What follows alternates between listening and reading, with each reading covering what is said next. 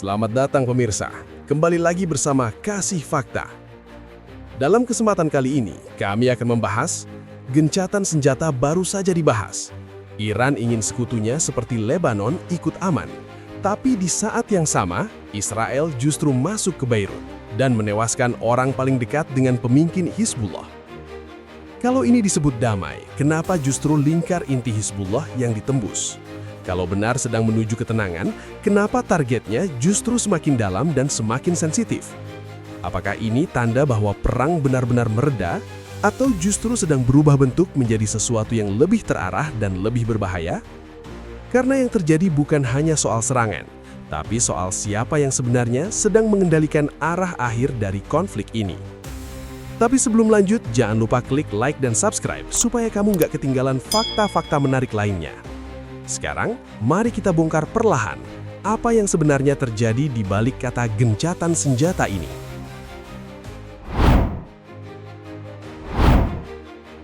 Pada 8 April 2026, kata damai mulai terdengar di berbagai pemberitaan setelah Amerika Serikat dan Iran membahas jeda konflik selama 2 pekan.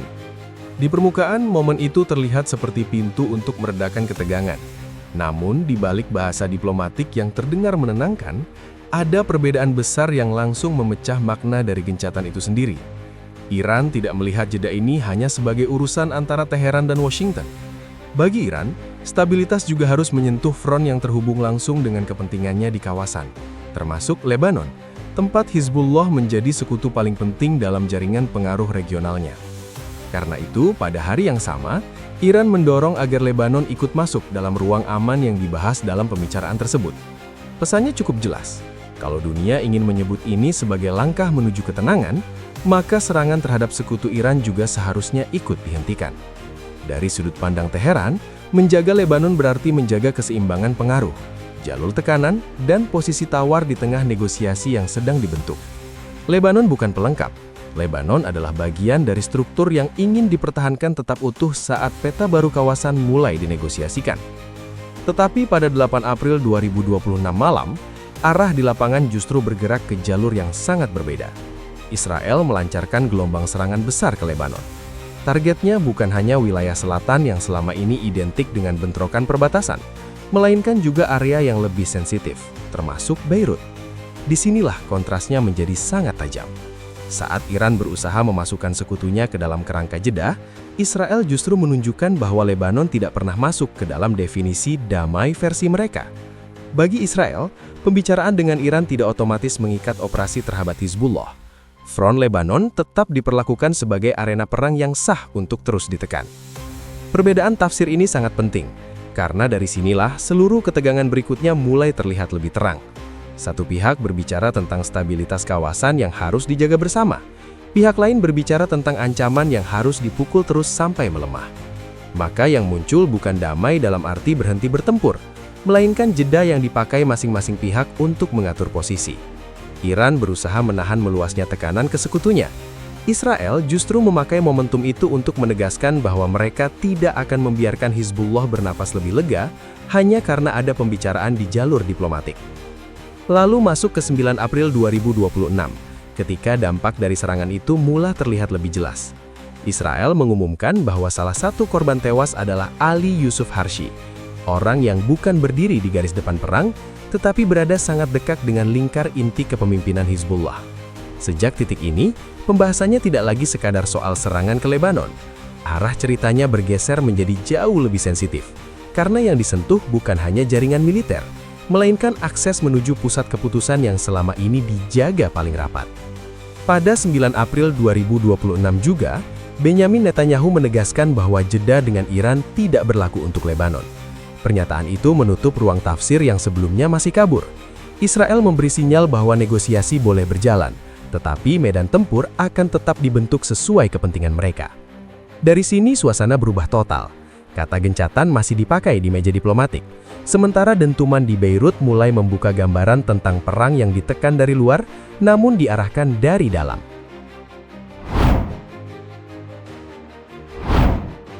Pada 8 April 2026 sore hingga malam, intensitas serangan Israel ke Lebanon meningkat dengan skala yang tidak biasa.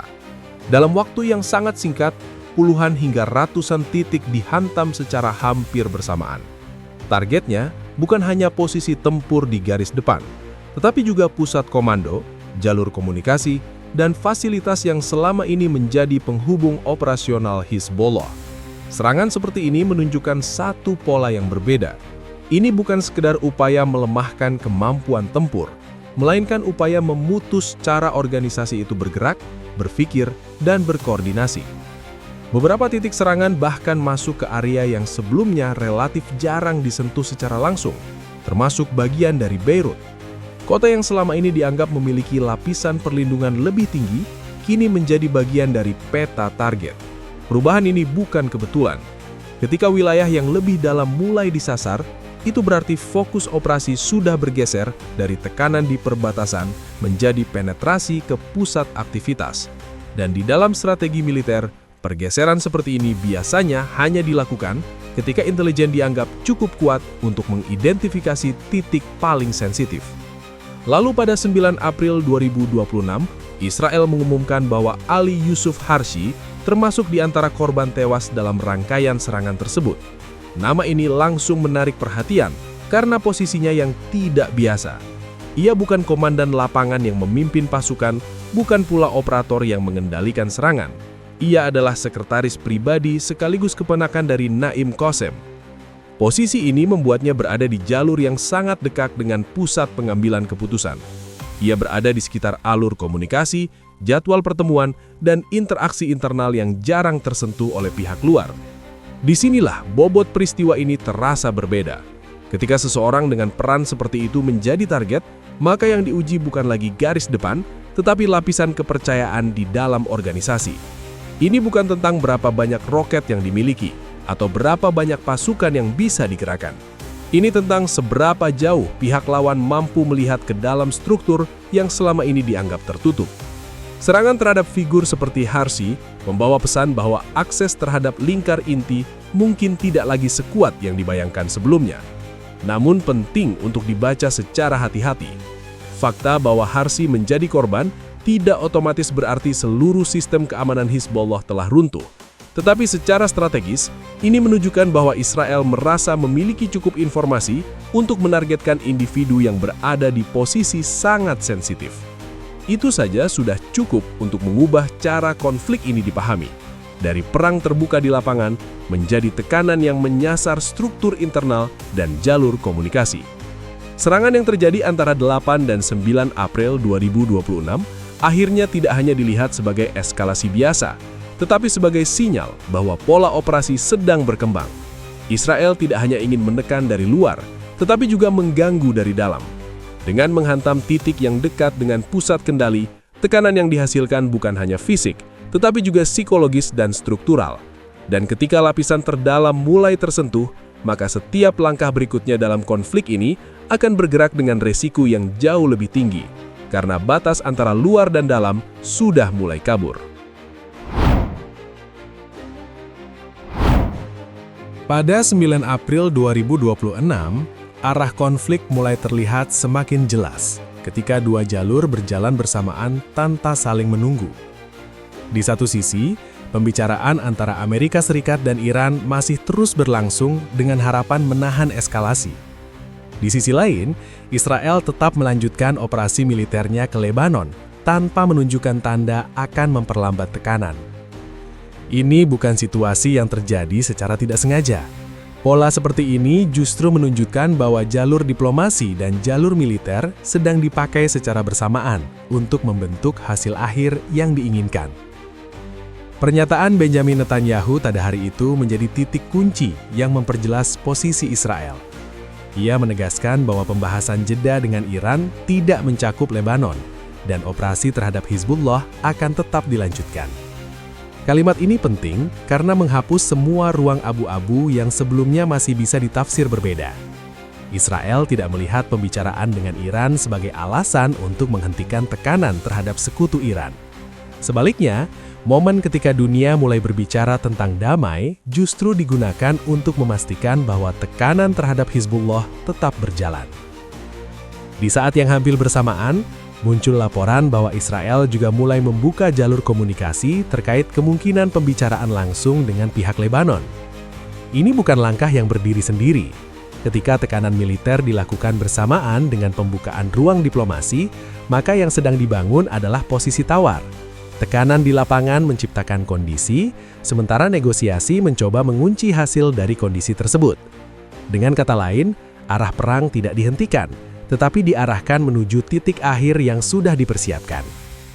Sementara itu, dari sisi Iran, reaksi yang muncul menunjukkan kekhawatiran yang semakin nyata. Pada 10 April 2026, Iran kembali menegaskan bahwa serangan ke Lebanon bertentangan dengan semangat pembicaraan yang sedang berlangsung. Bagi Teheran, memasukkan Lebanon ke dalam ruang aman adalah bagian penting dari menjaga keseimbangan kekuatan di kawasan. Ketika Israel justru menekan lebih dalam, maka itu berarti posisi Iran di meja perundingan ikut tertekan secara tidak langsung. Lebanon bukan sekadar lokasi konflik tambahan, tetapi bagian dari jaringan yang menentukan seberapa kuat posisi Iran dalam setiap negosiasi. Situasi ini menciptakan satu pola yang semakin terlihat jelas. Setiap langkah militer di lapangan bukan hanya ditujukan untuk menghancurkan target, tetapi juga untuk mempengaruhi arah pembicaraan. Ketika serangan bisa menjangkau lingkar inti, maka pesan yang dikirim bukan hanya kepada Hizbullah, tetapi juga kepada Iran sebagai pihak yang berada di belakangnya. Pesannya sederhana namun keras. Tekanan tidak akan berhenti hanya karena ada pembicaraan. Tekanan akan terus berjalan sampai posisi yang diinginkan tercapai.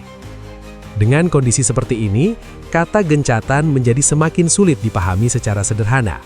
Yang terjadi bukan berhentinya konflik, tetapi perubahan cara konflik dijalankan. Dari bentrokan terbuka menjadi kombinasi antara tekanan militer dan negosiasi strategis. Dan selama kedua jalur ini berjalan bersamaan, maka setiap langkah di meja perundingan akan selalu dibayangi oleh apa yang terjadi di lapangan. Terutama ketika tekanan itu sudah mampu menyentuh bagian paling dalam dari struktur lawan.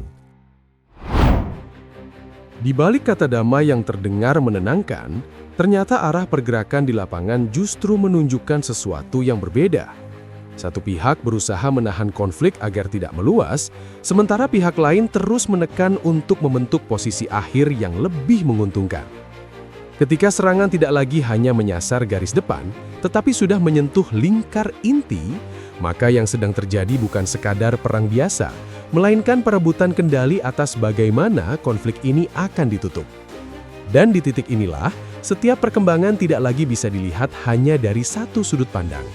Karena yang terlihat sebagai jeda bagi sebagian pihak bisa saja menjadi momen paling krusial bagi pihak lain untuk menentukan hasil akhir. Jangan lupa subscribe ke channel Kasih Fakta dan aktifkan lonceng notifikasi supaya kamu tidak ketinggalan fakta-fakta menarik lainnya.